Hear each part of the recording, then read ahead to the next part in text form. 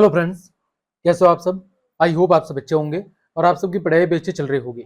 तो प्रिय विद्यार्थियों, आज की इस क्लास में हम कक्षा 7 हिंदी विषय की पुस्तक वसंत भाग 2 के अध्याय अपूर्व अनुभव के अभ्यास के समस्त प्रश्नों की चर्चा हम करेंगे।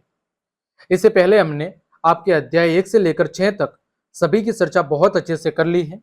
वो सब क्लासेस आप चैनल की प्लेलिस्ट पर जाकर या फिर वीडियो के डिस्क्रिप्शन में उसकी लिंक दी हुई है, वहां जाकर आप बाकी सभी अध्याय के अभ्यास प्रश्न उत्तर को आराम से देख सकते हैं। तो चलिए क्लास हम शुरू करते हैं। हम बात कर रहे हैं अपूर्व अनुभव के अभ्यास प्रश्नों की। तो देखें, पहला प्रश्न आपके सामने दिया हुआ है कि यासुकी चान को अपने पेड़ पर चढ़ाने के लिए तोतो चान ने अथक प्रयास क्यों किया, लिखिए। ये जो यासुकी चान नाम का एक लड़का है, इसको पेड़ पर चढ़ाने के लिए तोतो चान नाम की जो लड़की है उसने बहुत अधिक प्रयास क्यों किया, इसके पीछे कारण क्या है। जैसा कि आपको चित्र में भी दिख रहा है, ये जो लड़का है इसका नाम क्या है, यासुकी चान, और ये जो लड़की है इसका नाम क्या है, आपका तोतो चान। तो इस लड़की ने इस लड़के को पेड़ पर चढ़ाने के लिए अथक प्रयास क्यों किया। तो देखें, यासुकी चांद को पोलियो था। क्या था, उसे पोलियो नामक बीमारी थी। इसीलिए वह न तो किसी पेड़ पर चढ़ पाता था और न ही किसी पेड़ को निजी संपत्ति मानता था। जबकि जापान के शहर तोमोए में हर एक बच्चे का एक निजी पेड़ था। तोतो चांद जानती थी कि यासुकी चांद आम बालक की तरह पेड़ पर चढ़ने के लिए क्या है, इच्छुक है। अतः उसकी इस इच्छा को पूरा करने के लिए तोतो चान ने यासुकी चान को पेड़ पर चढ़ाने के लिए अथक प्रयास किया। यानी जापान का एक शहर है तोमोए, वहां पर एक परंपरा या रिवाज कह लो कि वहां पर हर एक बच्चे का एक निजी पेड़ होता है। यानी हर एक बच्चे को अपने एक पेड़ की सेवा करनी होती है और उसे बड़ा करना होता है। लेकिन जो यासुकी चान नाम का लड़का है, उसे पोलियो नामक बीमारी थी, तो वह न तो पेड़ पर चढ़ पाता था और न ही किसी पेड़ को अपनी निजी संपत्ति मानता था। लेकिन उसकी पेड़ पर चढ़ने की बहुत ज्यादा इच्छा थी।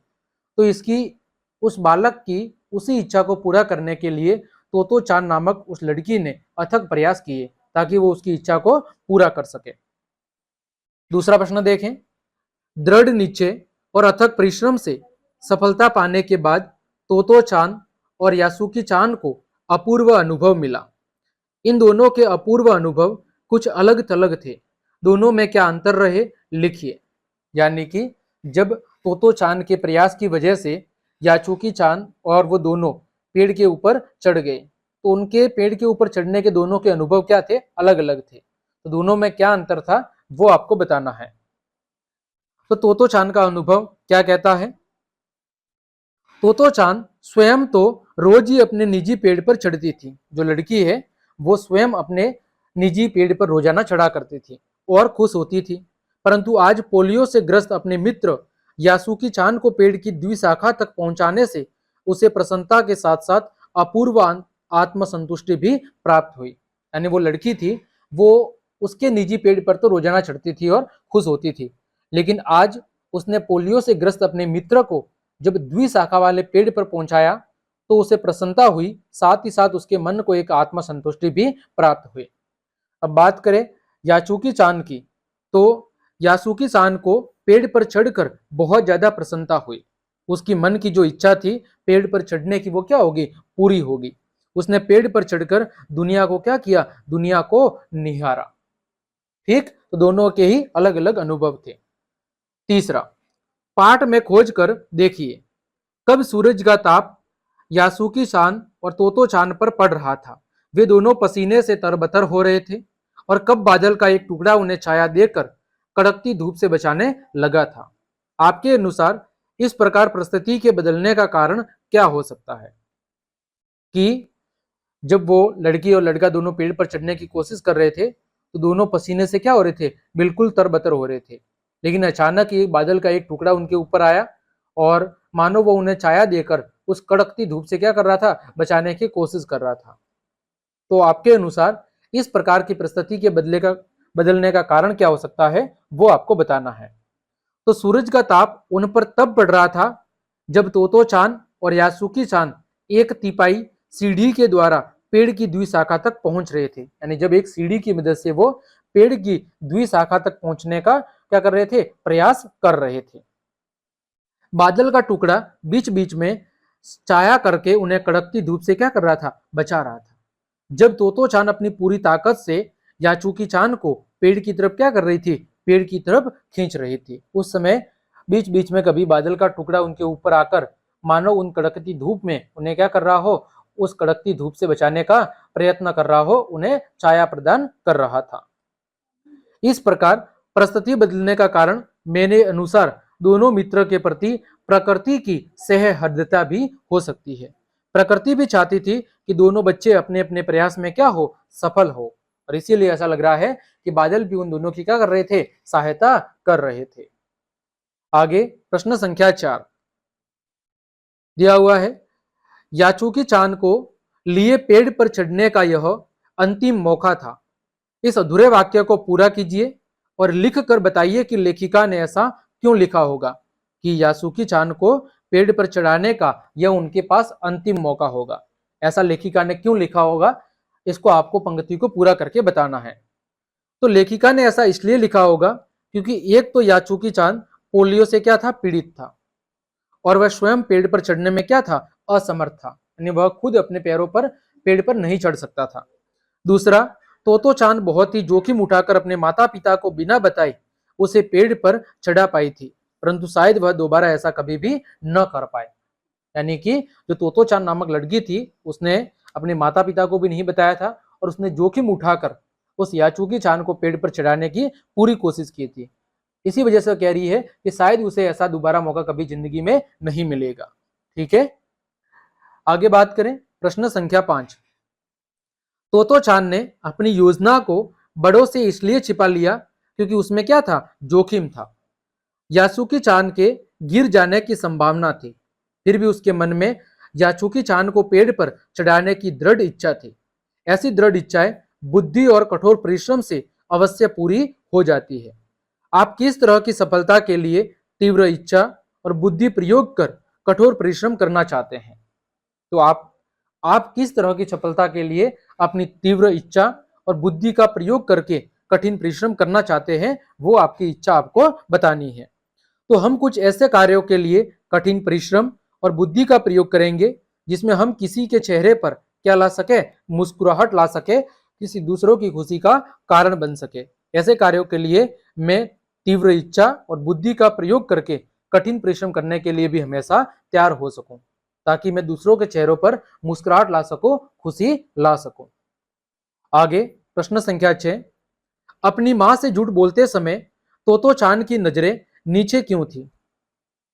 तोतो चांद की नजरें अपनी मां से झूठ बोलते समय नीचे क्यों थी?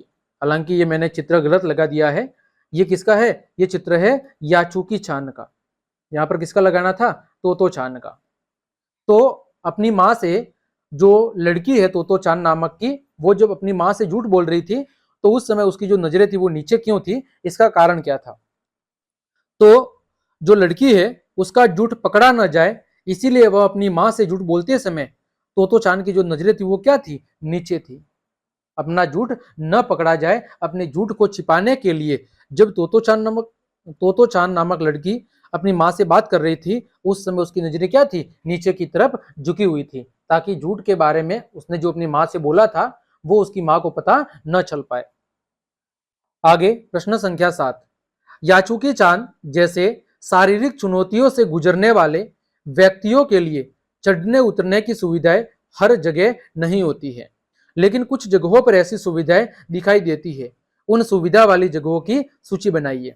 देखो, जो लड़का है याचुकी चांद, वो क्या है? वो पैरों से विकलांग है, यानी कि वो आपके चलने फिरने में असक्षम है। साथ ही साथ वो क्या है? पोलियो से ग्रसित है।